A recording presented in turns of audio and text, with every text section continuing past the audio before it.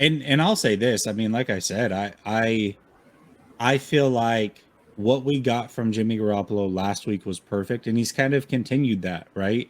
So for me, I just want to see him do this against good teams. And I am a little concerned they have teams like Kansas City coming up with these defensive injuries. At what point does Jimmy and this offense have to go win a game or win a shootout because the defense is just not able to hold up, either because they're just playing a really good offense or there are a lot of injuries? And right now, there are a lot of injuries. Let's Hmm. talk through them all. They entered this game with Armstead and Kinlaw out. Sounds like they are week to week. I don't know how serious things are for either of them, but it seems to me like both of those injuries are going to be lingering injuries all season long. So you've already got that going on. Jimmy Ward came back today. He played one snap, and from what I'm hearing, I don't know if it's true, but he broke his hand first snap of the game. And I do know he was holding his hand on the sideline, and he was immediately ruled out. Okay, you've got that injury. Mosley, the knee injury looked horrific at the end of that game.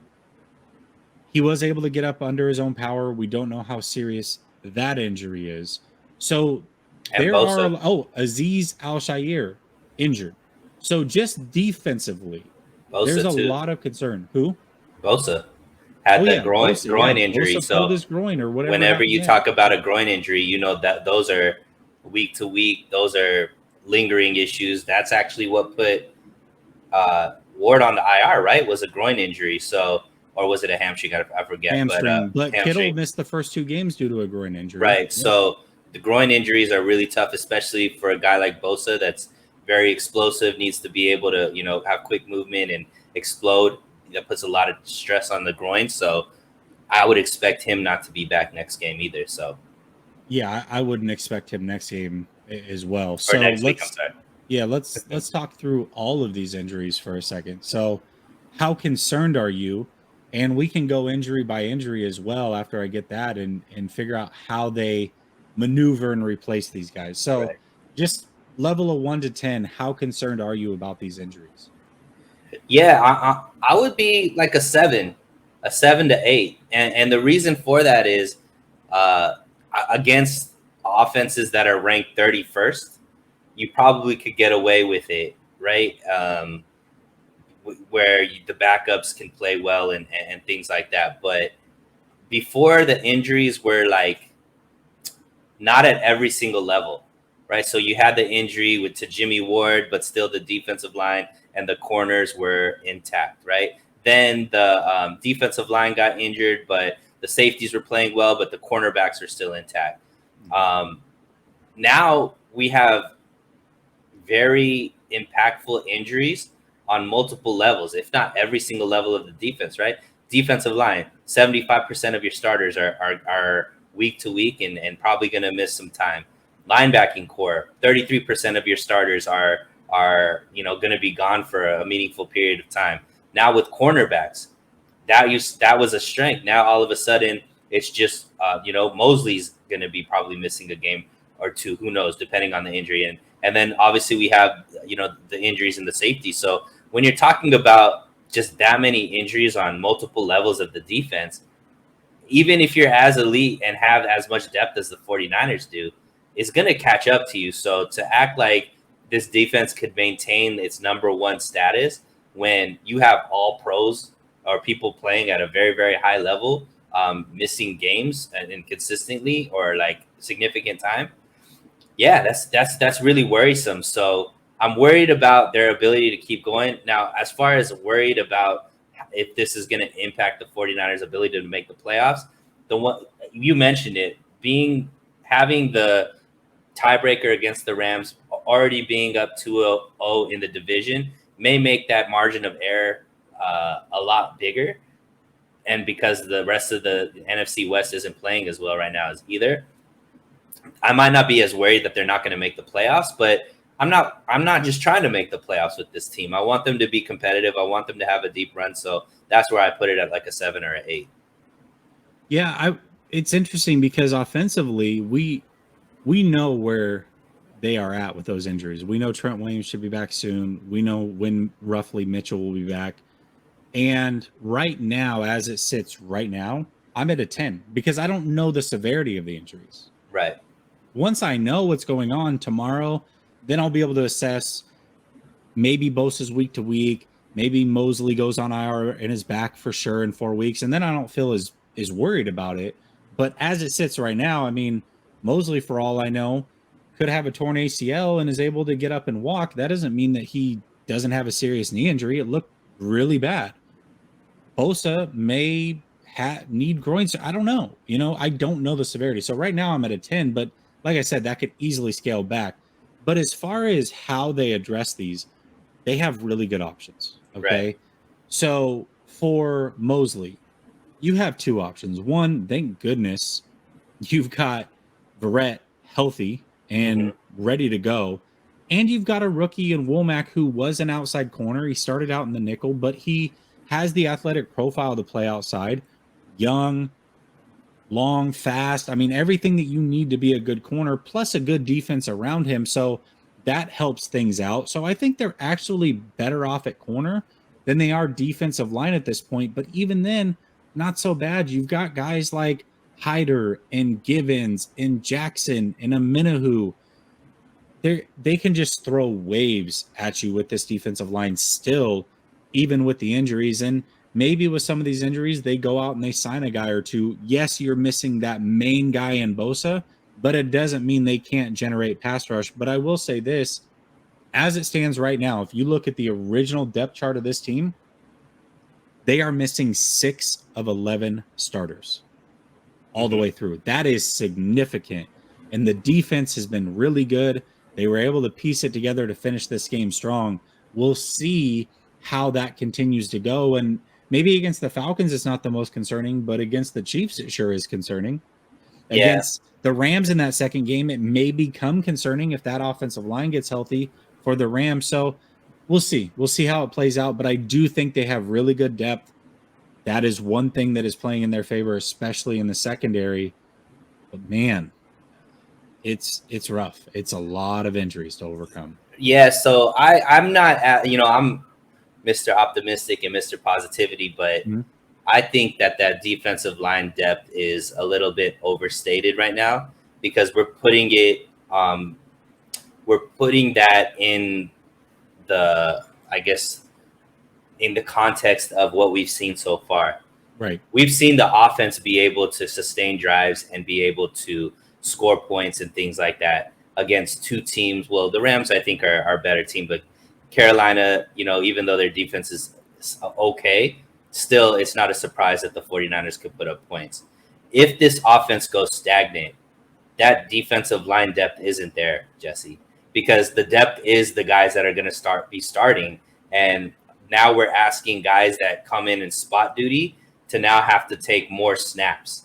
And instead of being on the field to give the superstars their breather, now they're having to be the impact players that a Bosa, Armstead, Kinlaw, these guys are able to do. So if it goes back to the type of games where the defense on the field for a long amount of times, I don't think that the depth is there because now these guys are not getting the breaks that they used to be getting because they're the guys that usually give the breaks. So it is going to be a little bit concerning, but the silver lining is if these injuries are temporary for these guys, this is the part of the season where you want to get these guys as much experience as possible so that later on in the season and in the playoffs, they've seen some meaningful playing time. There's stuff on film for them to work on in game time, real game time experience versus just practice field experience, because that's probably going to help in a deep playoff run. Absolutely. Dylan says, ain't nobody enjoy watching Jimmy. There's a few. There's some people that like watching Jimmy. Edgardo says, Coleman played good, but where's Mason? Listen, Shanahan doesn't trust rookies. If he has a choice to not play rookies, he's going to choose not to play a rookie. If he's choosing between rookies, then that's one thing. But right now, Shanahan has proven rookies are not his cup of tea for whatever reason. KW 2421 says, no way Shanahan lets Jimmy go if he wins the Super Bowl. This team is too good to let a rookie take it over. They just have to make sure to figure out the contract. Trey's not a rookie. Trey will be in his third year. Now, I know he'll Jesse, be a first-time starter, but what's up? I'm sorry, we have to do this breaking news, and it's not good. Mosley? 49ers Emmanuel Mosley has suffered a torn ACL, according to Kyle it. Shanahan. I knew it. I So knew it. that most likely means out for the season. Yeah. So he was also asked if Jason Verrett is ready to jump in and start. He said we have to see how practices go these next few days. So, tough loss with Emmanuel Mosley, especially how well he's playing. You gotta feel for the kid because he's in a contract year, right? So, this was his chance to show what he's capable of, to get a big contract with another team or with the 49ers as well. Tough loss for the kid, tough loss for the 49ers. But yeah, like you said, there is some depth there, and now we got to see, next man up. Good job by the moderators in the chat catching that spam artist. That was good. Good on you. I blocked him, so thank you for putting him in timeout. But yeah, I mean, first of all, if the Niners win the Super Bowl, I don't really care what they do. But we'll see. We'll see how it plays out. But Trey's going into year 3, so not quite a rookie anymore. Dylan says Shanahan said they are worried about the ACL for E-Man. Yep. Okay. Ward broke his hand. Knew it. Bosa, tight groin. Pause. Robbie Gold. We didn't even talk about Robbie. Knee contusion. They may need a kicker next week. I'm sorry, but have you ever seen a kicker get injured as much as Robbie Gold? Yeah, he looked extremely old on that tackle. He didn't even wrap the guy up. He just shoulder bumped him, and yeah, I don't know what he was doing on his knee at that time. So yeah, it's very. I mean, we need to talk about the special teams too. I don't know if that's a topic, but that's something I mentioned to you that I felt like was a going under the radar as far as how bad they've actually been in certain aspects of the special teams, and I think it showed a little bit more this game, even though they were able to get a win out of it. Yeah, let's actually talk about it in a second, but let's stick with these injuries. So Mosley is done for the year, torn ACL, which is well. Somebody mentioned that it was just they're worried about it, so I don't know if it's official. I read that it is that he has suffered it, but I don't know. Maybe it's still up in the air. Usually, if you think the night of that it was torn, then it's most likely torn because there are tests that are going to show you just right away what's going on with it. Sounds like he did not pass those initial tests, which means, unfortunately, it's probably a torn ACL. So silver lining for, I guess, the 49ers is that they are working on a contract with E-Man. Most likely they'll be able to get him for cheaper. But for the person side of things, Mosley's going to miss out on a lot of money because of this. And then what does the team do this year? Luckily, Verrett is coming back just on time.